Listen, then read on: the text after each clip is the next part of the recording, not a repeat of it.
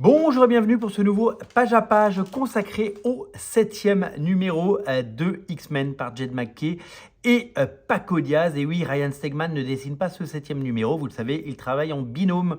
Ils font un épisode chacun en ce moment et seulement la couverture est signée Ryan Stegman. On y voit un cyclope déchaîné qui tire une rafale dans la main d'une sentinelle bien déterminée à lui faire très très mal. Sublime couverture, dynamique, pleine d'action. Je dois vous avouer que je suis assez fan de cette version des X-Men et que je prends un vrai plaisir à la lire et que j'aime autant cette série de Jed McKay et Neto Diaz et Ryan Stegman que l'autre, scénarisée par Gail Simone et fantastiquement dessiné par David Marquez. Deux ambiances, deux séries avec des héros qu'on aime et du X-Men assez classique mais tout à fait moderne. Tout ce qu'on aime, les ingrédients d'une réussite totale. Voici donc ce 7e numéro avec une petite publicité en entrée. Cyclope qui se boit une petite bière. J'aime bien quand il a ses gants comme ça, comme à la grande époque de Grant Morrison. Je trouve que son costume est très bien et d'ailleurs il s'en inspire. Il est toujours en Alaska et là nous allons voir donc un Magneto plus grand que nature, eh bien, s'imposer à lui. Et on arrive directement sur la page des crédits avec, je l'ai dit, Jed McKay et Neto Diaz aux manettes, avec deux encreurs, Sean Parsons et Livesey, et puis cette équipe composée de Cyclope, Beast, Magneto, Psylocke, Kid Omega, Temper, Magic et le Juggernaut. Petite explication et petite discussion entre Magneto et Cyclope. Magneto, on l'avait vu beaucoup dans son fauteuil et là, il s'est enfin levé. Lève-toi et marche.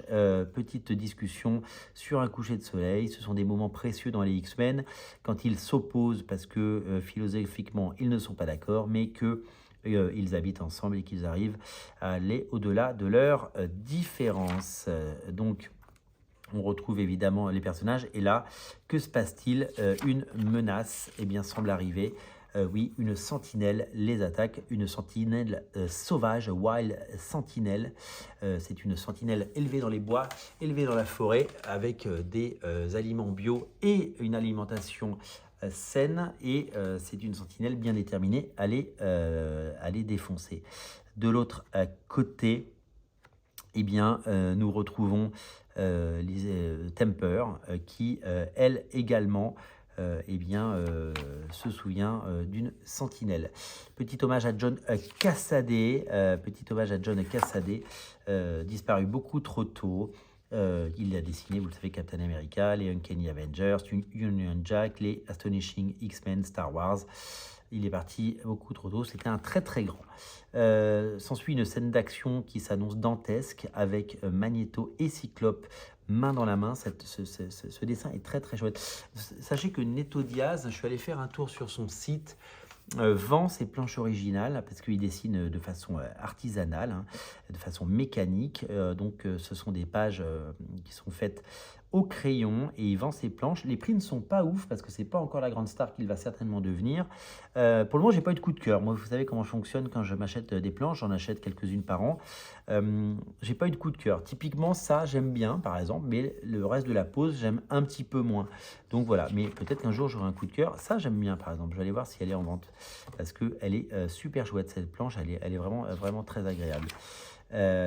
Magneto et Cyclope s'unissent pour défaire cette sentinelle qui les agresse.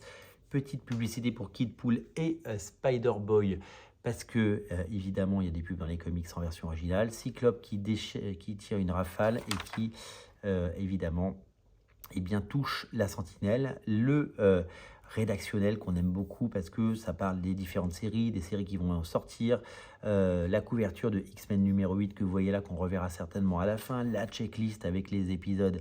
Donc ce mois-ci, il y a Psylocke numéro 1 par exemple, Wolverine numéro 3, il y a X-Force numéro 5 et d'autres séries puisque Wolverine Revenge numéro 4 devrait arriver très bientôt, ainsi que le Deadpool Team Up numéro 4.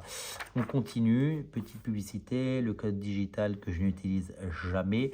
La sentinelle eh bien, semble s'éteindre et Magneto et Cyclope qui voit que Magneto ne peut plus contrôler ses pouvoirs. Il va aller se rasseoir sur son fauteuil.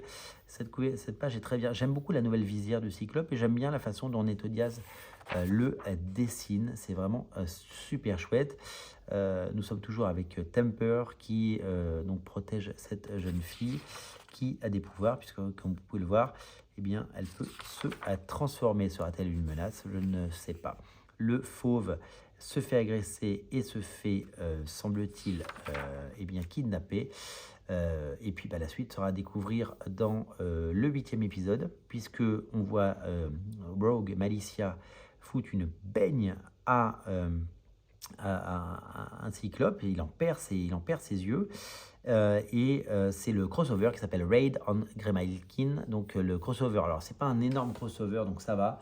C'est pas un crossover entre toutes les séries X-Men de la Terre. C'est un crossover entre deux séries, la série X-Men et la série Uncanny X-Men, donc sur 4 numéros, avec la promesse d'avoir Ryan Stegman et d'avoir David Marquez au dessin. Donc ça s'annonce plutôt pas mal. Une petite publicité pour des Lego parce que ça fait pas de mal. Et donc voilà cette couverture du numéro 7 qui est, si on prend depuis le premier numéro de cette série qui n'a pas d'adjectif, la série Adjectiveless X-Men, si on prend depuis le premier numéro de Jim Lee sorti en 90, eh ben, on est à l'épisode 307. Voilà, il y a eu 307 épisodes, en sachant que les épisodes de X-Men de Jonathan Hickman et les épisodes de X-Men de Jerry Duggan ne sont pas comptabilisés dans cette série, mais sont comptabilisés dans la série Uncanny X-Men. Ouais, je sais, ça n'a aucun sens, c'est compliqué, mais c'est comme ça les comics, sinon ce serait trop simple.